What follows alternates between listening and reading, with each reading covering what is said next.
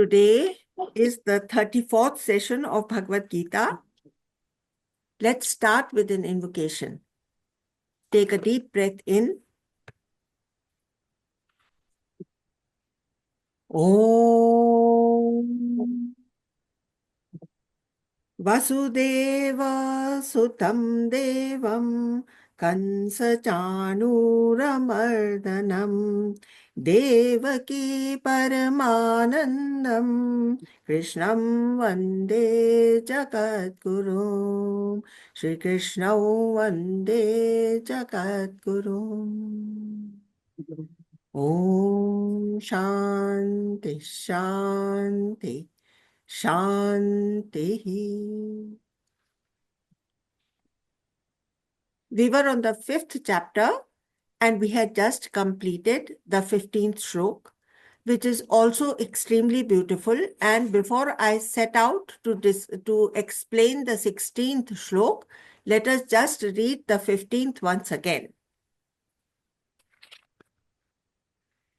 विभु न किसी के पापों को न शुभ कर्म को ग्रहण करता है, अज्ञान से ज्ञान ढका हुआ है, जिससे प्राणी मोहित हुआ है.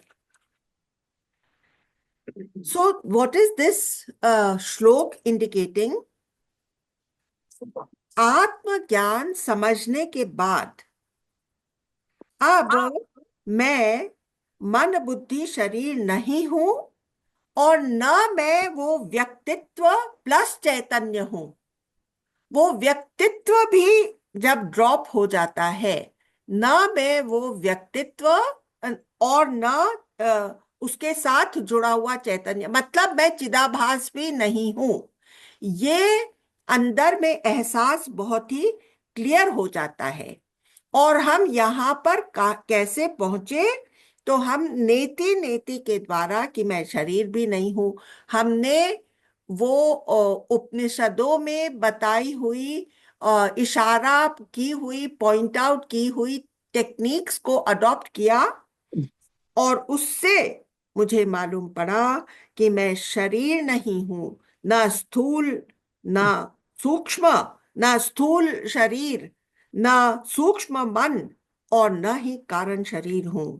मैं कॉन्शियसनेस हूं, पर अभी सोचने, फीलिंग्स की शक्ति ही मेरी कॉन्शियसनेस है. देखिए, मैं धीरे धीरे करके सीढ़ी चढ़ रहा हूं ना.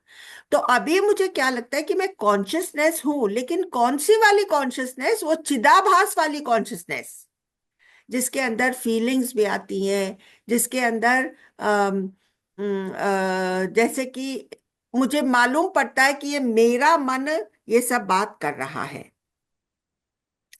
पर अभी मुझे साधना करके उस अल्टीमेट कॉन्शियसनेस तक पहुंचना है, वो जो मन से फ्री है, मन के कार्यकलापों से फ्री है.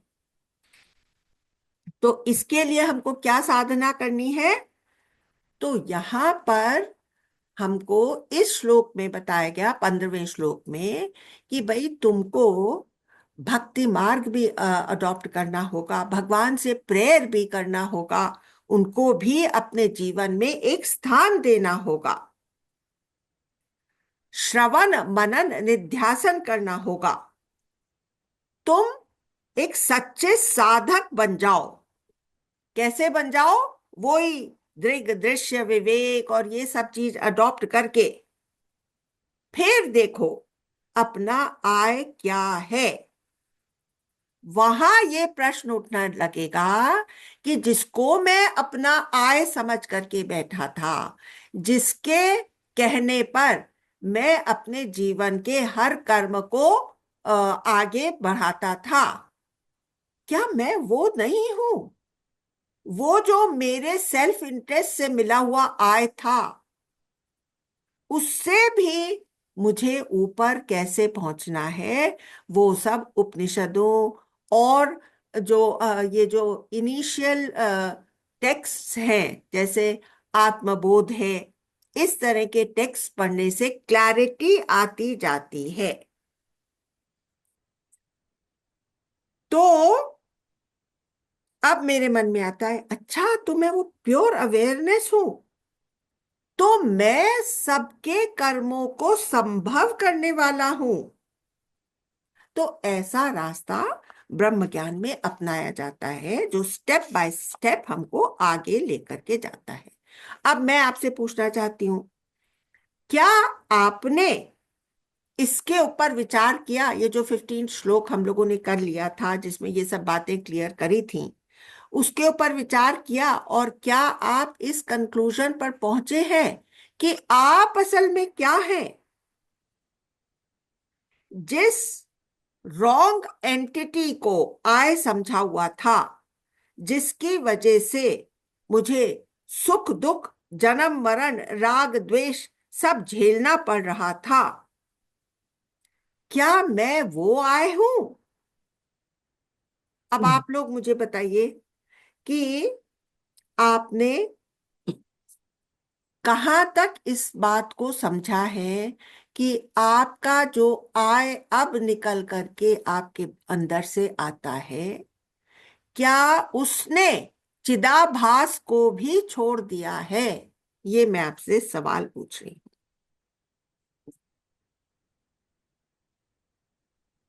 Who is going to answer?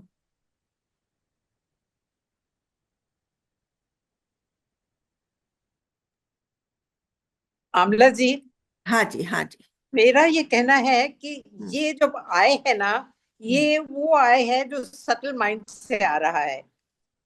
जो सटल माइंड से आ रहा है। अच्छा, तो अभी आपको इस अध्याय के थ्रू मैं उस बात तक ले जाऊंगी जहां पर आप उस आय को भी छोड़ देंगे जो पर्सनालिटी से मिक्स्ड अप है, जो कि जानता है कि अच्छा मुझे ये अच्छा लगता है, ये बुरा लगता है, उस आय को छोड़ करके। तो उसकी क्योंकि बात है, इसीलिए मैंने शुरू में बताया कि जो 5th चैप्टर है वो हमको एक अलग हाइट पर ले जाने वाला है। जी। तो जो हमारी अल्टीमेट रियलिटी है, तीनों शरीरों को, अभी 3 शरीर की बात हो गए, क्या शरीर? स्थूल, सूक्ष्म और कारण। इन तीनों के ऊपर उन 5 कोशों को भी ट्रांसेंड करता है। ट्रांसेंड करने का क्या मतलब है? उसमें होते हुए भी उससे अनअफेक्टेड रहता है। ये मैं आपको बता चुकी हूं कि एक चिदाभास की कॉन्शियसनेस है, जो कि हम अवेयरनेस, मेरे अंदर अवेयरनेस है, एक अलर्टनेस है, एक स्फूर्ति है, मैं उस लेवल पर अपने आप को देखती हूं। और एक है ब्रह्म की कॉन्शियसनेस। चिदाभास की कॉन्शियसनेस मेरे सब इमोशन से चिपटी हुई है। ब्रह्म की कॉन्शियसनेस उन सब चीजों से अछूती है। इसलिए 15वें में उन्होंने कहा, विभु न किसी के पापों को, न शुभ कर्म को ग्रहण करता है। अज्ञान से ज्ञान ढका हुआ है। इस अज्ञान का पर्दा खोल कर मतलब हटा करके, झटक करके गिरा देना है। ये 15वें श्लोक को तो हमने कर लिया। तो उसकी जुगाली आप लोगों की तरफ से कसर रह गई। आप लोगों की तरफ से क्या, मेरी भी तरफ से कसर रह गई। और उसके एग्जाम्पल्स मैं आपको दूंगी कि जहां पर मुझसे चूक हुई, जिससे कि आप लोग को लगेगा कि अच्छा ये वाली चूक हमको नहीं करनी है। ये ट्रांसेंडेंटल है, इसका मतलब क्या है? जैसे कि सोना जो है वो सब गहनों में होता है। सब गहनों में होता है ना, चाहे मैंने इयररिंग पहना, चाहे नेकलेस पहना।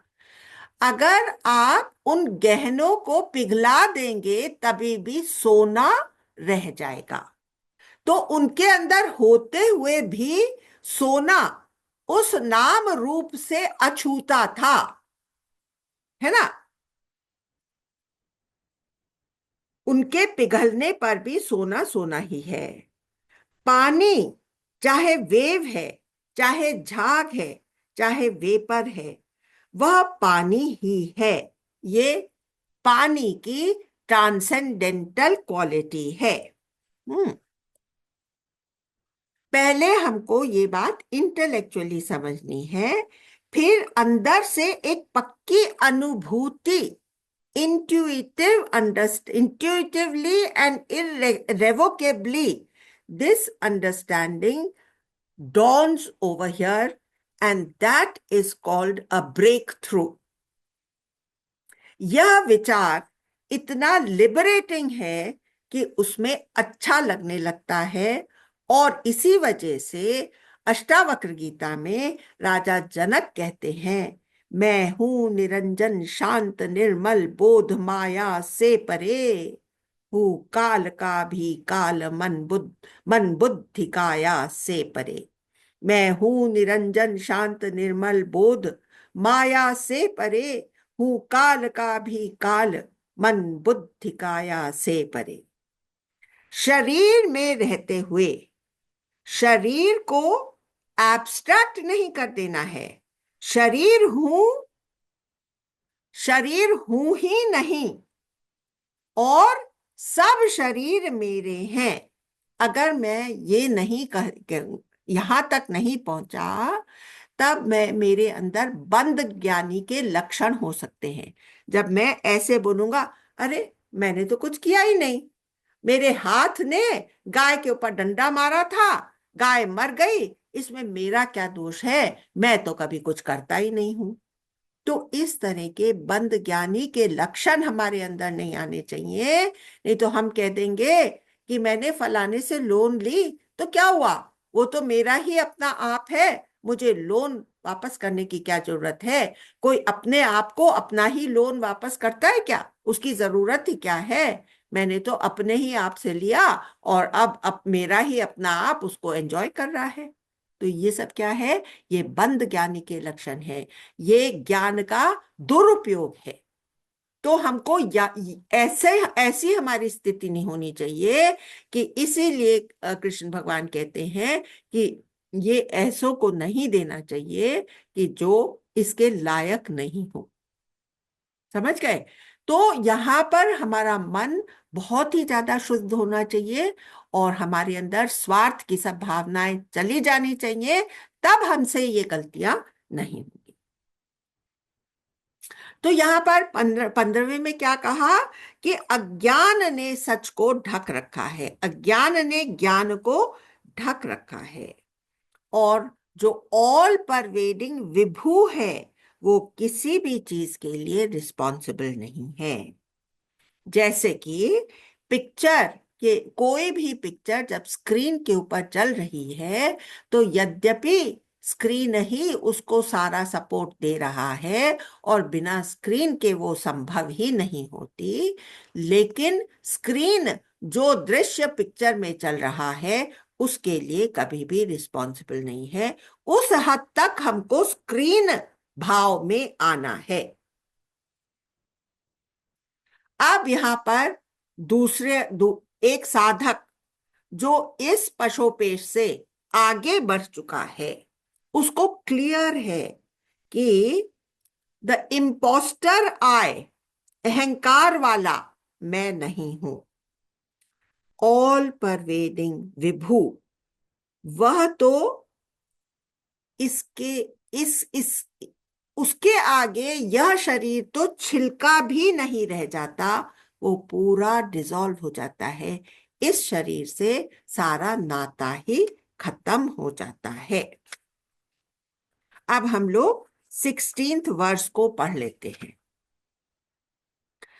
पर जिनका वह अज्ञान आत्मज्ञान से नष्ट हुआ है, सूर्य सदृश उनका वह ज्ञान परमात्मा प्रकाशित करता है। सूर्य सदृश उनका वह ज्ञान आत्म प्रकाशित करता है। मैंने पहले पोएटिक रेंडिशन पढ़ लिया, अब मैं आप लोगों को इसका लिटरल मीनिंग भी पढ़ देती हूँ। पर जिनका वह अज्ञान आत्मज्ञान से नष्ट हो गया है, उनका ज्ञान सूर्य की भांति उस पर ब्रह्म को प्रकाशित कर देता है। तो ये क्या होता है कि सूर्य की ज्योत पूर्ण रूप से प्रज्वलित उसके अंदर है, और उस प्रकाश में सारा अज्ञान, सारा अंधेरा, सारे डाउट, सारे शंका सब मिट गए हैं। अति सूक्ष्म तत्व होने की वजह से वह कभी भी मरता नहीं है। जैसे कि आसमान कभी भी मरता नहीं है। अब आपने 10 स्काई स्क्रेपर्स खड़ी कर ली, तो जब स्काई स्क्रेपर्स टूट करके गिरती हैं, सपोज कि एक अर्थक्वेक आ गया, तो वहां का स्काई वैसा का वैसा रह जाता है। तो ये जो सबस्ट्रैटम है, ये इतना सूक्ष्म तत्व है कि वो कहीं पर भी आता जाता नहीं है, और वो भूख प्यास उसको नहीं लगती। वो प्राणों का धर्म है, भूख और प्यास, वो उससे अफेक्टेड नहीं होता। जो सुख दुख, अच्छा बुरा, ये मन का धर्म है। मैं मन के धर्म में नहीं जाऊं। सारी संसार की उलझने इस तरह से हमारी समाप्त हो जाती हैं। मैं उनसे मिल करके उनको जो फील हो रहा है, मन को जो फील हो रहा है, प्राणों को जो फील हो रहा है, वो अपने ऊपर नहीं लेती। शरीर में अगर बहुत सी बीमारी भी आ गई तो शरीर बीमार है। तो इसके ऊपर मैं आपको एक छोटा सा एग्जाम्पल बता देती हूँ कि एक स्वामी जी थे, शिवानंद स्वामी, जो कि रामकृष्ण ऑर्डर के बहुत ही बिगिनिंग डेज के एक बहुत ही ऊंचे थे, और वो वहाँ के प्रेसिडेंट भी बन गए थे। तो वृद्धावस्था पाने पर उनकी तबीयत काफी खराब रहने लग गई थी, और उनको एस्मेटिक अटैक्स भी आते थे। तो एक बार वो तब प्रेसिडेंट थे, और सवेरे के समय जितने भी ऊंचे वाले स्वामी जी, जो पुराने वाले स्वामी जी हैं, सब मिलने जाते थे उनसे। तो उनके पास गए वो लोग, हाथ जोड़ करके प्रणाम करने के लिए, उनका आशीर्वाद पाने के लिए। और उन्होंने ये सुना था कि रात भर शिवानंद जी, स्वामी शिवानंद जी, वो बहुत ही बीमार रहे और बिल्कुल सो नहीं पाए थे। तो उनमें से एक ने पूछ लिया कि आज आप कैसे हैं? तो उन्होंने कहा मैं तो एकदम ठीक हूँ। तो उन्होंने कहा कि पर हमने तो सुना था कि आपकी रात में तबीयत बहुत खराब हो गई थी। हाँ, वो तो शरीर खराब हुआ था ना। हाँ, शरीर में तो बहुत तकलीफें हैं। तो ये नहीं है कि वो उससे बेखबर होते हैं। वो उसमें रहते हुए भी उसको, उसके दुख सुख अपने ऊपर नहीं थोपते हैं, अपने आप को उससे अलग मान सकते हैं। और वो ही उनका सच्चे दिल से वो उस चीज में टिके हुए हैं। हाँ, मैं ही, वो अपने आप को सारे में फैला देते हैं। मैंने ही सब रूप धारण कर रखे हैं। तो ये वाला एक चोला आज रात को बीमार हुआ, लेकिन वो वाला एक चोले में तो मेरे अंदर बहुत ज्यादा स्फूर्ति है। वहां पर मैं ही तो काम कर रहा हूं। इस एक चोले से मैं बिस्तर में लेटा हुआ हूं, और इसको चोले को तकलीफ हो रही है। इस एक व्हीकल, इस एक चोले के लिए एक खटारा व्हीकल है, लेकिन मैं ही तो सारी मर्सिडीज और बेंटलीज में बैठता हूं। तो मैं ही तो बैलगाड़ियों में गांव गांव में जाता हूं। सारे व्हीकल्स मेरे हैं, है ना? तो इस तरह से कोई भी लाख नहीं रहता, कोई भी दुख दर्द नहीं रहता। उन सब से हम किसी न किसी तरह से ऊपर उठ जाते हैं।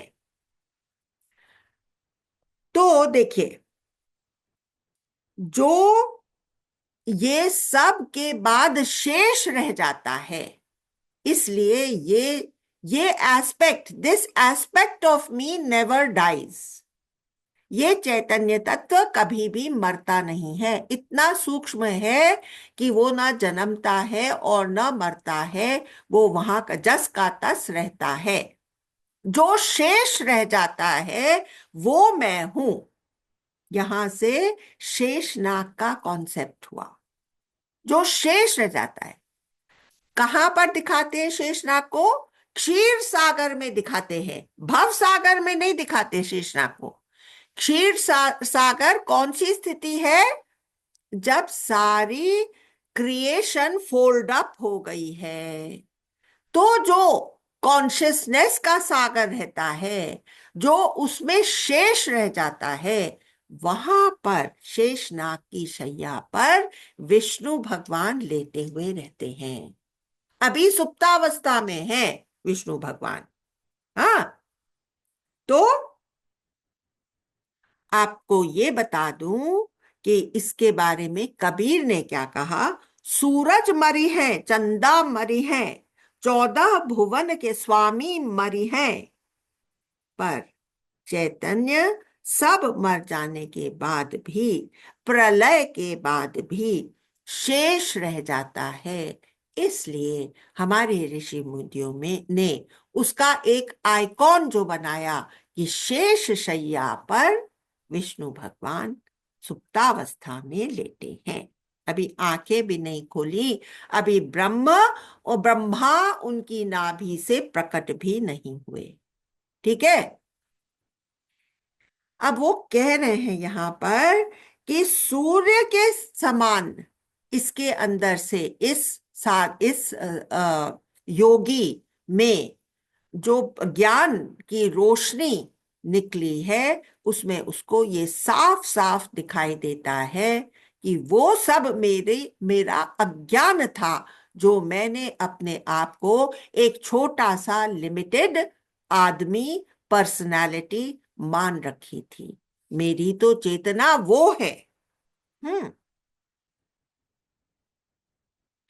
अब ये देखिए कि क्योंकि वो वाली चेतना कभी कुछ करती नहीं है, आपको बताया कि विष्णु भगवान लेटे हुए हैं, पाप पुण्य उन्हें लगते नहीं है, ये कहा जा रहा है।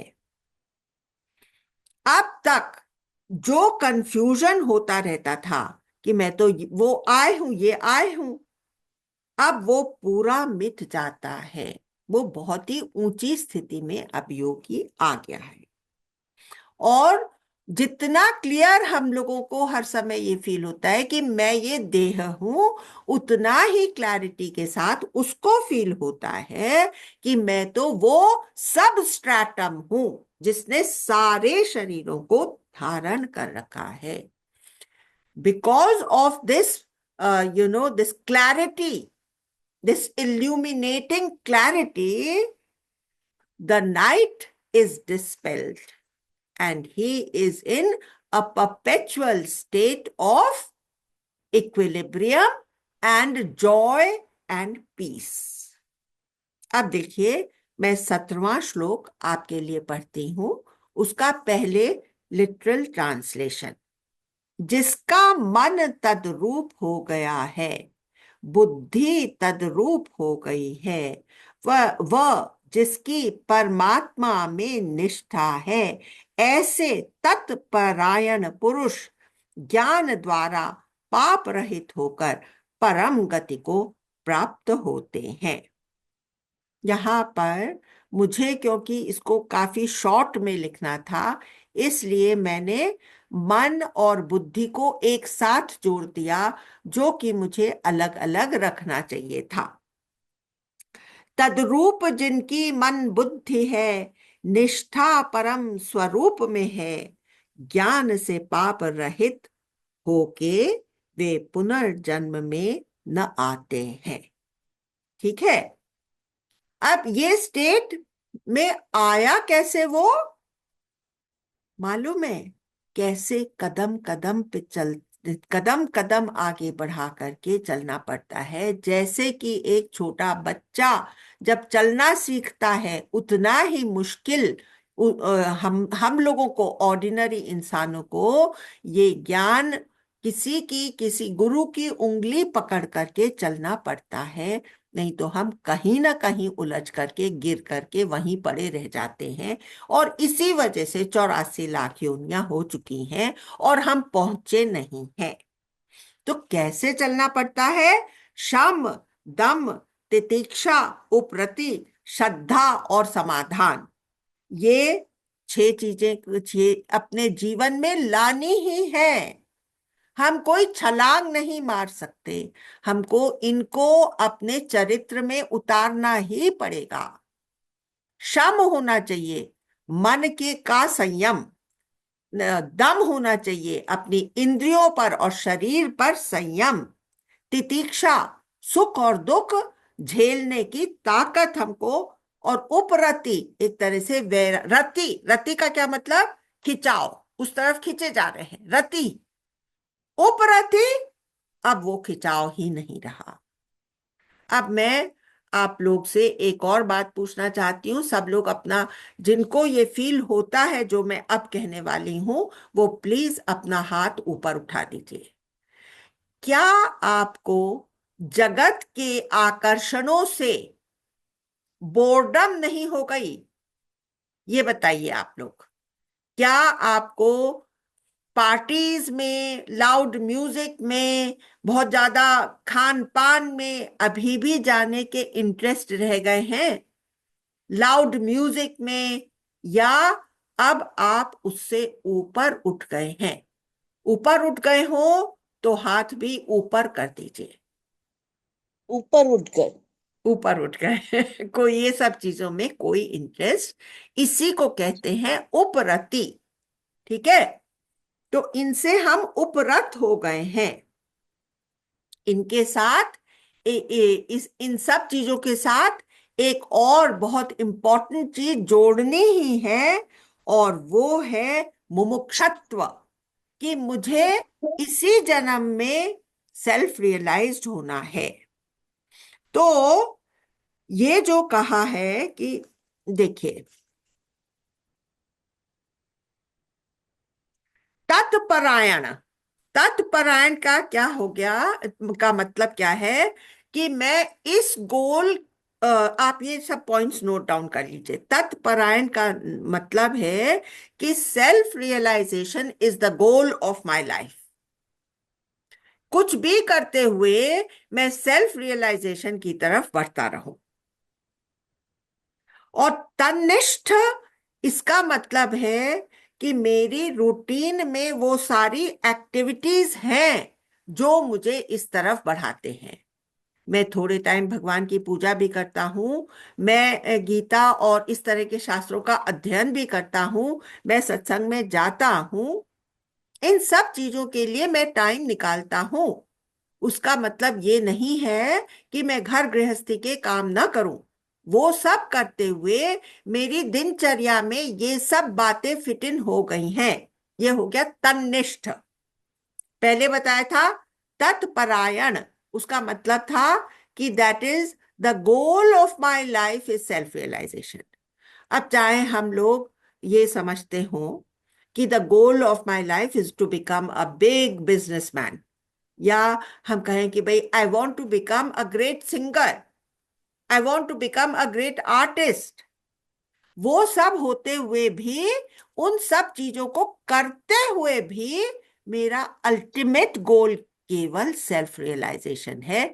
उसका मतलब है, और देखिए, अगर मैंने कॉन्शियसली ये अपना गोल नहीं भी बनाया, तभी भी प्रकृति मुझे इसकी तरफ ढकेल रही है। Evolution is built into the firmament of this cosmos. जितनी भी योनियां यहां पर आती हैं, उनको प्रकृति की तरफ से थोड़ा थोड़ा धक्का सेल्फ रियलाइजेशन की तरफ मिल लगता ही जाता है। लेकिन अब कॉन्शियसली भी मेरा गोल होना चाहिए। फिर मेरी रूटीन में ये सब एक्टिविटीज फिट इन होनी चाहिए। फिर तदात्म, मन से मुझे इनका मेडिटेशन करना है, इनके ऊपर कॉन्टेम्पलेशन करना है, और तद बुद्धि हो जाना, कि फिर मैं, मेरी बुद्धि में ये भाव पूरी तरह से बैठ जाना कि मैं ही ब्रह्म हूं। तो थोड़ी सी देर जप भी इस बात का, अहम ब्रह्मास्मि, शिवोहम शिवोहम ये जप भी करना, जिससे कि फाइनली इस बात में मैं टिक जाऊं। ये हुआ ऑर्डिनरी इंसान के की हैसियत से इस पर्टिकुलर श्लोक का मतलब। और इसको अगर एक हाईएस्ट योगी, एक एक जो कि सन्यासी है और उसने अपने जीवन में ये बात पूरी तरह से समझ ली है, तो वो कहां से शुरू करेगा? वो तत् बुद्धि, बुद्धि में उसके ऑलरेडी ये बात आ गई है, फिर भी वो अपनी प्रैक्टिसेस और ऑस्टेरिटीज नहीं छोड़ेगा। तभी भी वो उसके जितने भी कार्य होंगे वो सर्व की भलाई के लिए होंगे, और ये याद रखते हुए होंगे कि सब कुछ ब्रह्म से हो रहा है। ठीक है। अब यहां पर देखिए कि ये एक्चुअली फोर्थ अध्याय का 24वां श्लोक वो ही रिपीट हो रहा है कि सब चीजें, कि जो करने वाला है वो भी ब्रह्म है। ऐसे एक साधक को, जो कि ऊंची कोटि का साधक है, उसको ये फील हो रहा है कि जो जिस चीज से कर रहा है वो भी ब्रह्म है, जो कर रहा है वो भी ब्रह्म है, जो जो उसको रिसीव कर रहा है वो भी ब्रह्म है। ये उसके माइंड में क्लियर है। तो फिर अब हम लोग के मन में क्या आता है? अच्छा, तो ये कॉन्शियसनेस है, सबस्ट्रेटम जो है ये कॉन्शियसनेस है। तो पत्थर में तो कोई कॉन्शियसनेस नहीं है, तो क्या पत्थर में ब्रह्म नहीं है? अब एक नीचे दर्जे के साधक के मन में ये इस तरह के सवाल आते हैं। लेकिन अगर इजनेस है, पत्थर इज, स्टोन इज, उसमें इजनेस है, तो हमारे अंदर ये सवाल ही नहीं आना चाहिए। गुरुदेव ने हमको बताया था कि देखो, हर एक चीज में एक कण कॉन्शियसनेस, सेंशियंस का है, जीवंत पने का एक कण है। तो पत्थर में 1 डिग्री है, और एक बुद्ध में 99 डिग्रीज है ना? तो वो 1 डिग्री वाले के अंदर इजनेस है, तो इसका मतलब उसके अंदर कॉन्शियसनेस भी है ही है। हाँ। अब देखिए कॉन्शियसनेस क्या है। It is an infinite ocean of consciousness. It is an ocean, it is infinite. कौन सी वेव है वो कह सकती है कि मैं वाटर के आगे एक बैरियर लगा देती हूं, वाटर मेरे अंदर ना आए?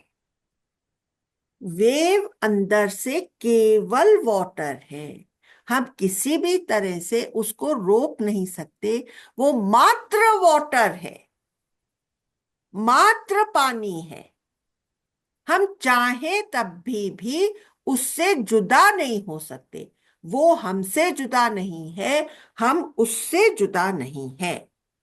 ये भाषा का दोष है कि हम कहते हैं कि कुर्सी में कॉन्शियसनेस है कि नहीं है, स्टोन में कॉन्शियसनेस है कि नहीं है। तुमको हर जगह सत तत्व ही नजर आएगा जैसे ही तुम एक ऊंची स्थिति में पहुंच जाओगे। ये थ्योरी नहीं है, ये वो एडवांस्ड योगी हर समय सर्वत्र ब्रह्म का ही दर्शन करता है। उसी तरफ हमको कदम कदम बढ़ा करके बढ़ना है। इजनेस है पना, शुद्ध है, उसके ऊपर अच्छा या बुरा थोपा नहीं जा सकता। अब जैसे मैं दो दो तरह के योगियों की बात कर रही हूं। एक जो कि अभी चढ़ रहे हैं, वो हो सकता है कि वो उन्होंने डिसाइड कर लिया कि हम ब्रह्मचारी रहेंगे, हो सकता है कि उन्होंने संन्यास भी धारण कर लिया, लेकिन अभी तक ऊपर की स्थिति में नहीं पहुंचे हैं। इस स्थिति को बोला जाता है विविदिशा। विविदिशा, जब हमारी इच्छा है वहां तक पहुंचने की, और जो दूसरी तरह के योगी हैं उनको बोला विविदिशा, wanting to become wanting to come in that total Brahma consciousness. और विदवत संन्यास, जो योगी ऑलरेडी इस चीज में स्थित है, वो विदवत संन्यास, ये दो शब्द लिख लीजिए। विविदिशा, जहां पर की इच्छा है आगे बढ़ने की इस पथ पर, और एक है विदवत संन्यास, जो वेदों को पढ़ करके ऑलरेडी जान चुका है कि मात्र ब्रह्म के और कुछ है ही नहीं, मात्र ब्रह्म ही सब जगह है। ये हुआ निष्ठा परम स्वरूप में है, मैं सब में आत्मा का अनुभव बहुत ही जैसे कि पोटेंट, जैसे कि टिंगलिंग अनुभव ये। और ये कब फील होना चाहिए? ये हर समय फील होना चाहिए। ये कहाँ फील होना चाहिए? ये हर जगह फील होना चाहिए। जैसे कि वो तुलसीदास जी को जब अकबर के आदमी पकड़ करके ले गए, तो उनको सब चीज खेल लग रही थी कि भाई ये सब तो ब्रह्म ही करा रहा है, ये सब तो मेरे राम जी ही करा रहे हैं, मैं तो कुछ नहीं कर सकता, मैंने कोई मिरेकल नहीं दिखाया। उनको पकड़ करके ले गए थे क्योंकि अकबर ने कहा कि मैं भी मिरेकल देखना चाहता हूं। तो उन्होंने कहा मैंने तो कोई मिरेकल दिखाया ही नहीं, मैंने तो खाली भगवान का नाम लिया था। और ये सब जो सामने उसके खेल आ रहा था, ये सब राम की कृपा से हो रहा था। राम ही सब रूपों में उनके साथ ऐसा बिहेव कर रहे थे। ठीक है। तो अपने इस आय को, जो कि ऐसे बार बार खड़ा हो जाता है लाइक अ सॉर थंब हमारे को, हम इसके ऊपर उठ नहीं पाते, तो अंदर ही अंदर हमको, हमारे अंदर ये प्रेयर चलनी चाहिए, प्रार्थना। और यही असल में प्रार्थना है। जब तक हम किसी और चीज की प्रार्थना करते हैं, वो प्रार्थना का नाम दर्जा उसको नहीं दे सकते। वो सब मटेरियलिज्म है, वो सब दुनियादारी है। केवल जब हम इस तरह की प्रार्थना करते हैं जो मैं अभी आपको सुनाऊंगी, वो प्रार्थना के दर्जे में आती है। मैं अपने आप को डिसॉल्व करके, खत्म करके, छिलका भी इसका ना बचे, इस स्थिति में आने के लिए जो प्रार्थना है चाह नहीं मैं यह जानूं, वह कहाँ शुरू मैं कहाँ खत्म, यह उसमें इतना घुल जावे, सिर कभी नहीं फिर उठ पावे, प्रभु इस पर ऐसा छा जावे, तिल भर नहीं दूरी रह पावे। इस तरह की जब प्रार्थना होती है, तब मैं शनह शनह उस तरफ बढ़ जाता हूं। आसमान कभी बांटा नहीं जा सकता। It is one seamless entity which I am. ये लिख लीजिए, it is one seamless entity. ये बात लिख लीजिए, it is one infinite entity. और यहीं पर खत्म नहीं है, नेक्स्ट पॉइंट क्या है? And I am that. Second chapter में कृष्ण भगवान ने आत्मा के बारे में सब बताया। फिफ्थ चैप्टर में दो एक्स्ट्रा पॉइंट्स बताए। It is one seamless entity and the second that Brahma I am. ये दो पॉइंट्स इस फिफ्थ अध्याय के थ्रू कृष्ण भगवान ने आत्मा के डिस्क्रिप्शन के साथ ऐड करे हैं। अब इस स्थिति में जो योगी होते हैं, जो सन्यासी होते हैं, उनके लिए छोटी मोटी चीजें करना भी एक एनकम्बरेंस हो सकता है। जैसे हमने देखा है रमन महर्षि की लाइफ में कि वो कितने साल तक इस तरह से, कितने महीनों ऐसे बैठे रहते थे एक अंडरग्राउंड केव में, जिससे कि उनका यह कॉन्टेम्पलेशन में कोई बाधा न डाले। इसी तरह से परमहंस योग रामकृष्ण परमहंस भी इसी तरह से मेडिटेशन में लगे रहते थे। तो जो रामकृष्ण मिशन के एक बहुत ही बड़े योगी हुए हैं उनका नाम है स्वामी तुरानंद जी। तो जब वो काफी दिन अमेरिका में आकर के बसे थे और उन्होंने यहाँ के आश्रम को, यहाँ की वेदांत सोसाइटी को आगे बढ़ाया, और फिर जब वो वापस चले गए तब उन्होंने बहुत ही कठिन साधना अपने ऊपर ले ली थी। और उस समय के लिए वो ये कहते थे, मैं ऐसे योगी की बात बता रही हूँ जिसके लिए हर छोटी से छोटी चीज एक तरह की का बोझ उसको लगता है, तो कह रहे थे कि मैं for 23 hours I am king and for 1 hour in the day I am a beggar. क्योंकि उनको अपनी भिक्षाटन के लिए जाना पड़ता था। तो बाकी सब टाइम वो ब्रह्म भाव में ऐसे डूबे रहते थे, वो ही विशाल महत ब्रह्म की फीलिंग में डूबे रहते थे। और वो 1 घंटा जब उनको बेगिंग के लिए जाना पड़ता था, भिक्षा लेने के लिए जाना पड़ता था, तो ऐसे योगियों के लिए अगर भिक्षा प्रोवाइड हो जाए तो वो इसी भाव में रहना पसंद करते हैं, गहरी समाधि की स्थिति। जिन ज्ञानियों की दृष्टि में मात्र ब्रह्म समाये, उनकी जो स्थिति होती है वो 18th वर्ष में आपको अब पढ़ करके सुना देती। तो देखिए कैसे धीरे धीरे कृष्ण भगवान ऊंची ऊंची ऊंची बातें हमको बता रहे हैं। तो अब देखिए पहले इसका लिटरल मीनिंग। पंडित जन विद्या और विनय, जो पंडित जन है विद्या और विनय युक्त ब्राह्मण में तथा गाय, हाथी, कुत्ते और चांडाल में भी समदर्शी ही रहते हैं। यहां पर बताया है कि वो जो उसकी समझ है अपने बारे में वो कैसे मैनिफेस्ट होती है उसके हर एक एक्टिविटी में। खाली उस समझ में नहीं रहना है, उसको जीवन के हर एक्टिविटी में रिफ्लेक्ट होना है। ये बात ये बता रहा है। ठीक है, तो अब मैं आपको इसका पोएटिक रेंडिशन सुना देती हूँ। 18th verse 5th chapter.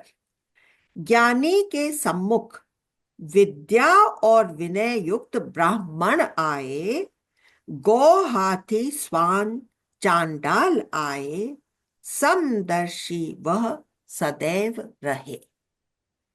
तो यहां पर देखिए ब्राह्मण जो शब्द इस्तेमाल किया है, विनय युक्त ब्राह्मण।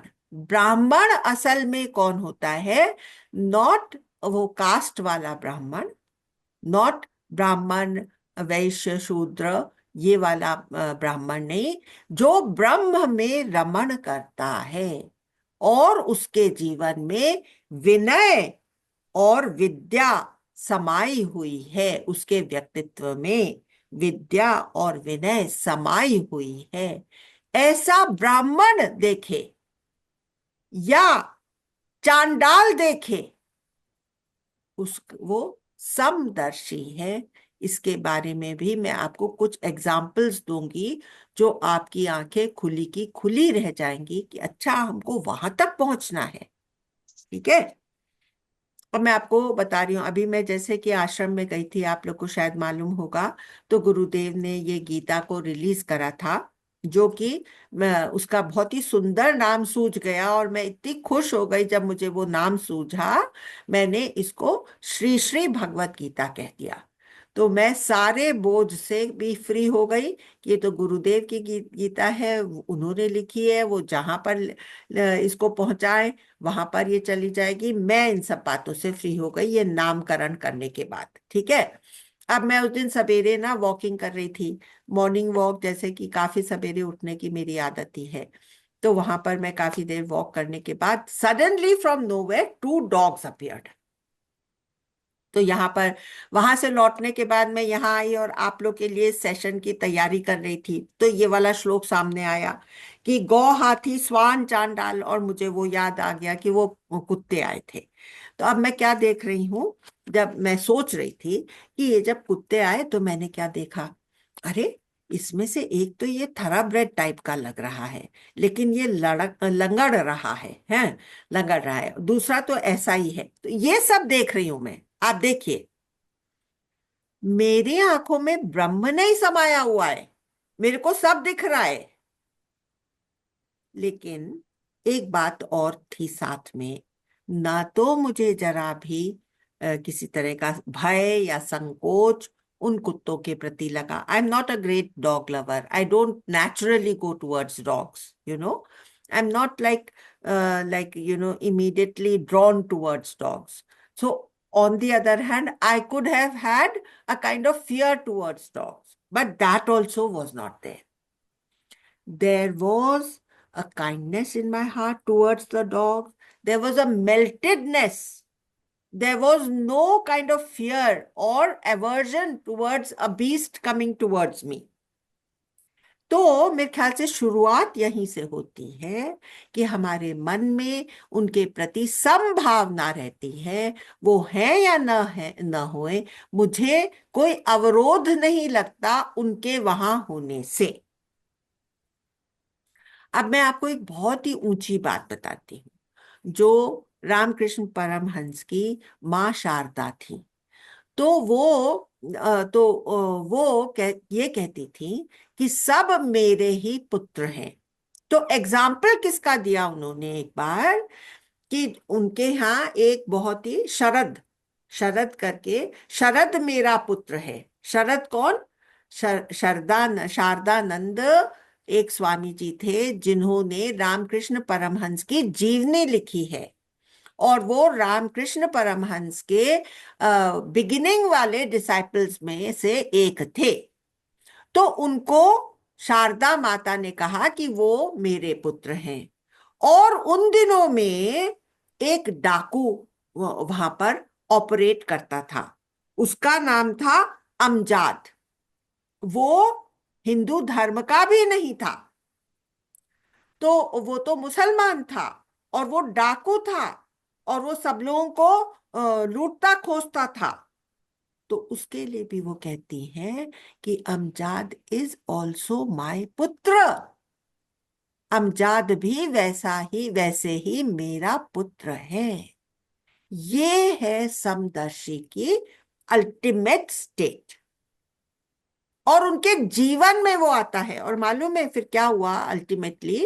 वो जो डाकू था उसको भी माँ शारदा का भाव पहुंच गया, और वो उनको बहुत रिस्पेक्ट करता था, and I am sure he must have got reformed. आज देखिए, कितने ही लोगों के लिए, प्रिजनर्स के लिए गुरुदेव ने कोर्सेज ऑर्गेनाइज करे हैं, और कितने ही लोगों ने अपने हथियार ड्रॉप करके हमेशा के लिए रिहैबिलिटेट और रिफॉर्म्ड हो गए हैं गुरुदेव के प्रयासों के द्वारा। और उनके लिए गुरुदेव क्या कहते हैं कि नहीं, ये लोग जो है ना, ये थोड़ा भटक गए हैं, लेकिन असल में इनके पास होश और जोश सब ऑर्डिनरी आदमियों से ज्यादा होता है। इसलिए अगर इनको कोई सही मार्ग दिखा दे तो ये लोग जल्दी से उस मार्ग पर बढ़ सकते हैं, क्योंकि इनके अंदर पुरुषार्थ की कमी नहीं है। अब हम लोग जरा सा अपने आप को भी अंदर से झांक करके देख लें, क्या मेरे अंदर पुरुषार्थ की कमी है? ये सब लेक्चर्स हम सुनने को आते हैं, क्या हम कॉन्टेम्पलेट करते हैं? क्या हम इनके ऊपर थोड़ा विचार करके अपने आप को 2 सीढ़ी ऊपर चढ़ाते हैं? ये मैं आपसे कह रही। गुरुदेव ने उन लोगों को ऊपर समझा। अच्छा, अब देखिए, एक बात मैं अपने लोगों को, सब लोगों को थोड़ी सी शाबाशी भी देना चाहती हूँ, खाली पुल डाउन नहीं, कि देखिए हमारे अंदर कैसे समदर्शिता आ गई। कुछ दिन पहले कैसे हम लोग प्रोस्टिट्यूट्स को गिरी हुई नजर से देखते थे, अब हम लोग कभी भी नहीं देखते। अब हम लोग को लगता है अरे इनके अंदर इतनी, मतलब वो है, एक जीने की ललक है, इस जीवन को सार्थक बनाने की ललक है, इसलिए वो कैसे भी करके अपना जीवन निर्वाह कर रही हैं। और कभी कभी बहुत ऊंची स्टेट में प्रोस्टिट्यूट्स पहुंच जाती हैं, और हमारी नजरों में कभी भी हम गिरावट की नजर से उनको आज के माहौल में नहीं देखते हैं। तो ये हम लोग उतना उतना समदर्शिता की तरफ बढ़ गए हैं। अब मैं आपको 19th वर्स सुनाती हूँ, उसका लिटरल मीनिंग। हाँ, एक ये बात कह रही थी कि इसमें जो है कि भाई गौ, हाथी, स्वान या चांडाल, तो इनको मैं आपको बता देती हूँ कि देखिए, हमारे कल्चर में गैया को तो हमेशा एक ऊंची दृष्टि से माँ का दर्जा भी दे करके देखते हैं। ठीक है। हाथी हाथी को वो दर्जा गाय का नहीं दिया, लेकिन साउथ के बहुत से मंदिरों में उसको पूजनीय माना जाता है ना। क्योंकि उन लोगों की बड़े बड़े फेस्टिवल्स होते हैं जिसमें कि हर मंदिर से हाथी निकल करके अपना स्वांग, अपना सज्जा धज्जा में आते हैं और बहुत ही सुंदर शो होता है। तो उसको भी ऊंची दर, और इसके अलावा हाथी से हम लोग गणपति की भी हमें याद आती है, तो उसको हम ऊंची दृष्टि से देख सकते हैं जानवरों में। अब हमारे कल्चर में कुत्ते को एक नीची नजर से देखते हैं। तो कह रहे हैं कि जो ब्रह्म अवस्था में स्थित रहते हैं वो कुत्ते को भी उसी नजर से देख लेते हैं, और जो कुत्ते का मांस खाते हैं या जो चांडाल हैं वो उनके प्रति भी समदर्शी ही वो रहते हैं। तो ये जो चार नाम अलग अलग दिए हैं, इसको थोड़ा सा मैंने आपको बता दिया। अब मैं 19th वर्स आपको सुनाती हूँ। तो 19th वर्स में है, जिनका मन समभाव में स्थित है उनके द्वारा जीते जी ही संसार जीत लिया गया है, क्योंकि ब्रह्म निर्दोष और सम है, इससे वे ब्रह्म में ही स्थित हैं। उनका हर एक्शन निर्दोष हो जाता है, क्योंकि समभाव से, यूनिवर्सैलिटी से, करुणा से भरा हुआ उनका हर एक्शन होता है ना। अब इसका poetic rendition 5th chapter 19th verse. जिनका मन संभाव स्थित है संसार को वे जीत लेते हैं, ब्रह्म सदा निर्दोष सम है, सो वे भी ब्राह्मी स्थिति में है। उनकी भी स्थिति वो ही ब्रह्म के समान हो जाती है। तो देखिए, अभी हम लोग के जैसे लोगों कैसे हम लोग समभाव में हो, तो मैं आपको एक बात याद दिलाना चाहती हूँ। हमारे ऋषि मुनियों ने ड्रीम का एग्जाम्पल दिया है। तो जैसे ड्रीम में जो सपना देखने वाला है उसी के मन से सब निकला हुआ होता है।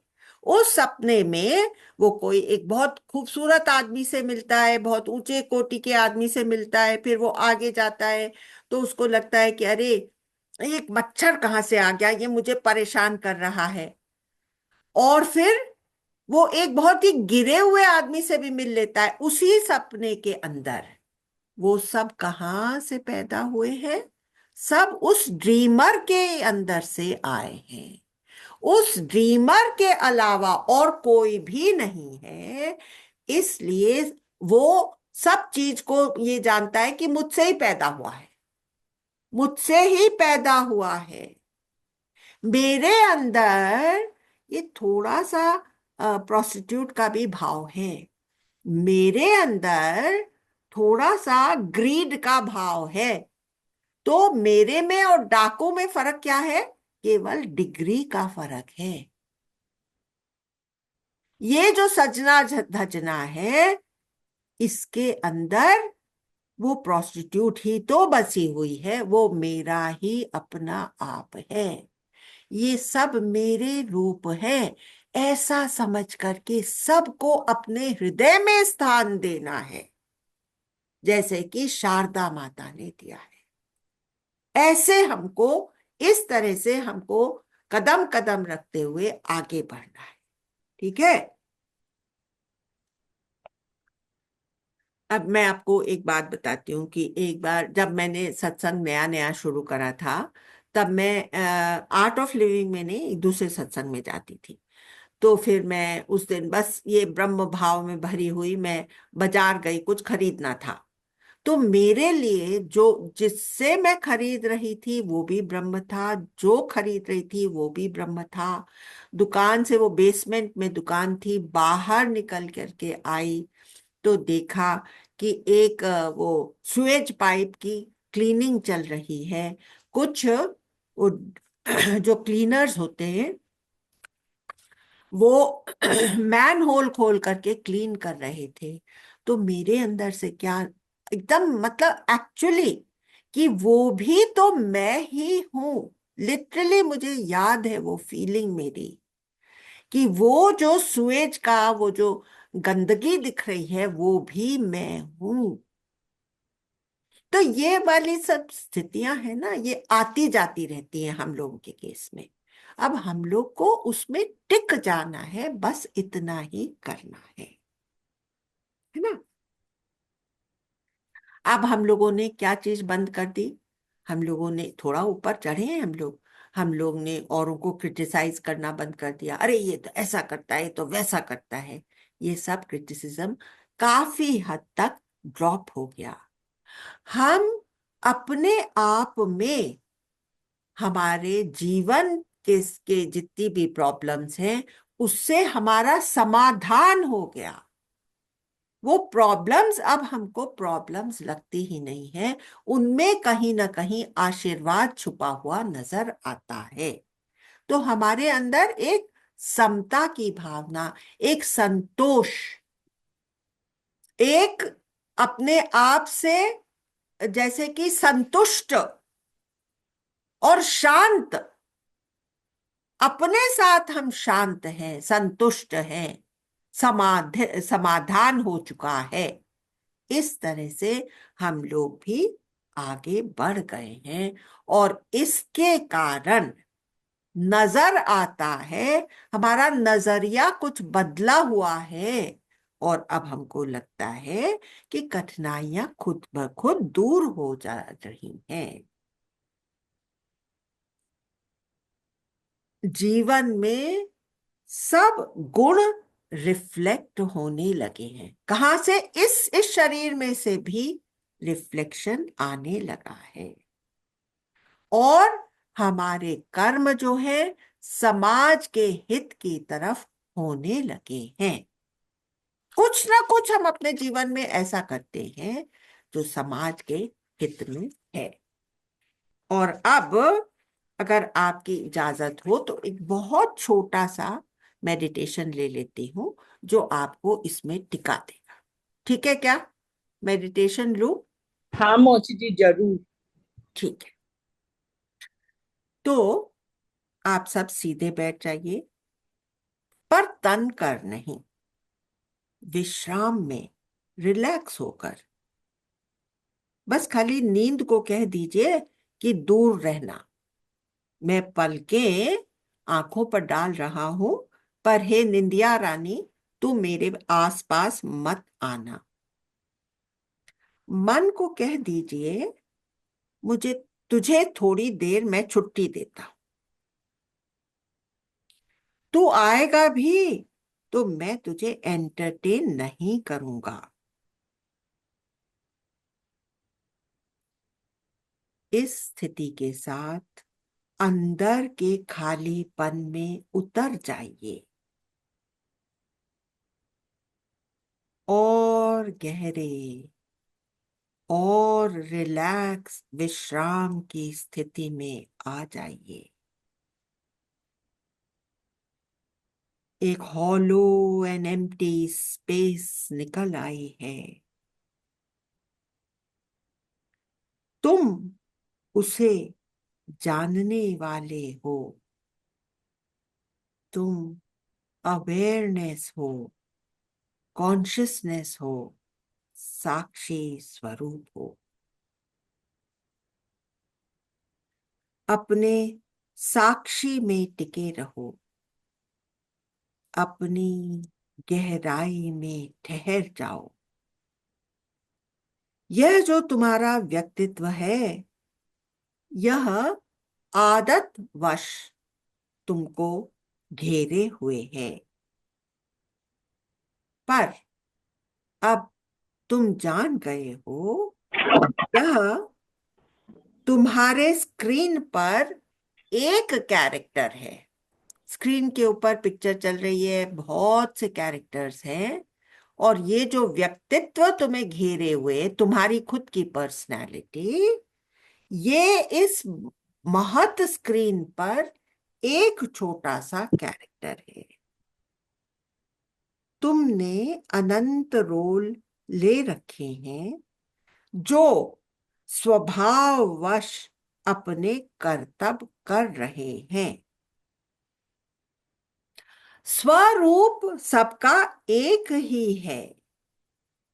स्वभाव की एक लेयर स्वरूप और ब्रह्म के बीच में है, जो हर एक से डिफरेंट एक्शंस और रिएक्शंस कराती है।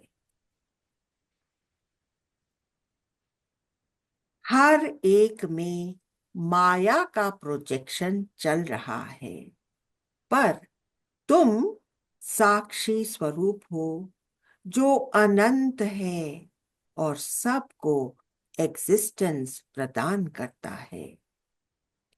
तुम वह ब्रह्म हो, चैतन्य हो, कॉन्शियसनेस हो। सब तुम्हारे पर्दे पर आ जा रहे हैं। तुम तुम पर सब डिपेंडेंट हैं, तुम किसी पर नहीं डिपेंडेंट हो। तुम सबको सस्टेनेंस दे रहे हो। अनंत जीवों में तुम सर्वव्यापक विभु हो, सबस्ट्रेटम हो। तुम्हारी अनंतता तुम्हारे आनंद का कारण है। तुम इसी कारण परम शांति, परम रिलैक्सेशन और परम आनंद में हो। इस भाव को लेकर थोड़ी देर अपने आप को मैरिनेट करिए, और फिर जब आपका मन हो तो आंखें खोलकर कुछ शेयर हम लोगों के बेनिफिट के लिए अवश्य करिए। आपका भी उसी से कल्याण हो जाएगा। Awesome. Bhavnaji, I would really like to share today that we often wonder that we are on the path, but are we making any progress? So that question always is in our minds, whether we are making progress. Yes. But today you have given us so many indications, like Samadharshi we have become. And you said that we do not criticize others. We are able to handle all our problems so much better. Yes. So many pointers you have given to indicate that yes, there is some progress. So I am feeling very happy about it today. Yes. So this fifth chapter is speaking about a very, very evolved yogi, as well as we who are moving towards it. है ना? Yes. Yes, Manisha जी. Yes yes अमला जी, same like रोक्साना, मैं यही बोलने वाली थी कि आज के एपिसोड में जैसे पहले था कि कभी कभी हम लोग वो फेज में आते थे, मतलब अध्यात्म के या इसमें, अभी मैं ये महसूस मैंने किया कि ज्यादा उसमें है और थोड़ा सा हम व्यवहारिक दुनिया में चले जाते हैं। So nice, सो Manisha. ये रियलाइजेशन मुझे ये इसमें ही आज होते गया। मैंने कहा आज मैं मेरा टेक अवे यही है कि मेरा चेंज मुझे आज महसूस हो गया। Very nice, Manisha. Thank you so much, Amla ji. Thank you. So with these, I take your leave. Thank you very much for sparing your time and being here and proving to yourself that yes, the mumukshatva is very much there in me. And out of this life, I will seek the self-realization and move very much close to it, if not already attain it by the end of this life. है ना?